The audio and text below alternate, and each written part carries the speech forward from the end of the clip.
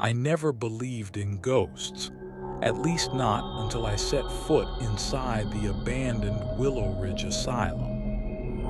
The building had been empty for over 50 years, left to rot on the edge of town. Locals said the patients never truly left, that their screams still echoed through the halls at night. I laughed at the stories, thinking they were just small-town myths. But one October evening, I decided to prove everyone wrong. I brought my camera, a flashlight, and the kind of false bravery only an outsider could carry. The asylum stood like a skeleton against the blood-red sunset, its windows shattered, its walls covered in ivy. The front doors hung half open as if waiting for me.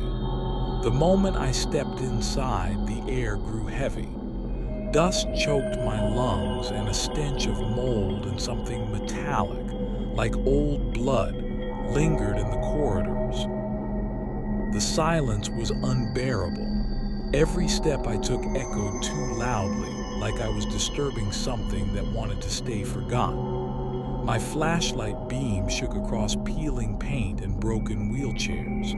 I passed by a children's ward where tiny beds sat lined against the walls. On one of them, a doll lay face down, its porcelain head cracked. I told myself someone left it behind years ago, but when I walked past, I swear I heard it whisper.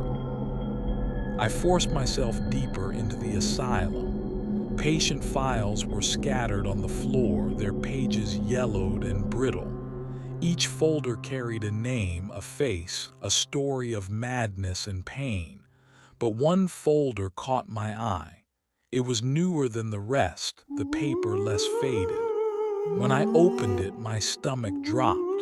The photo inside was mine. Confused and trembling, I dropped the file. That's when the lights flickered, not the flashlight, the ceiling lights. They buzzed to life as if the building had never been abandoned.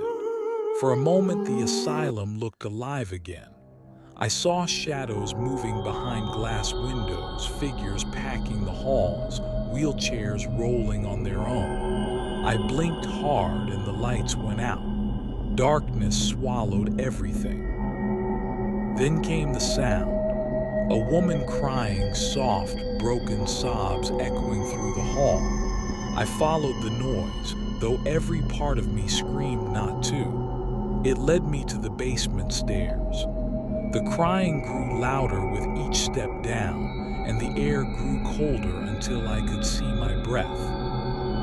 The basement was worse than the upper floors. Chains hung from the ceiling, rusted and stained. The walls were covered in scratches, words etched into the stone. "Help US. She's still here." "She," I whispered, my voice barely audible. And that's when I saw her. A figure in a patient's gown stood at the far end of the basement. Her back was to me, hair matted and dark. She swayed as if humming a lullaby only she could hear. My flashlight flickered, and in that strobe of light, she turned. Her face was pale, eyes hollow and black as tar. Her mouth stretched into an unnatural smile, teeth jagged and broken. But it wasn't the face that terrified me most, it was her voice. She whispered my name, not once, not twice, over and over like she had been waiting for me all along. I stumbled back, but the basement door slammed shut, locking me inside. The woman's footsteps echoed against the concrete as she moved closer, each step deliberate, dragging. My flashlight died completely. I could only hear her breathing now, just inches from me. I ran blindly through the darkness, hitting walls, scraping my hands against jagged stone. Her whisper followed me everywhere, growing louder, angrier. "Don't leave me. Don't leave me."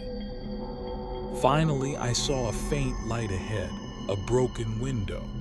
With every ounce of strength, I crawled toward it, cutting myself on glass as I pulled through. I fell into the grass outside, gasping for air. Behind me, the window slammed shut. I never went back to Willow Ridge Asylum, but the nightmares never stopped.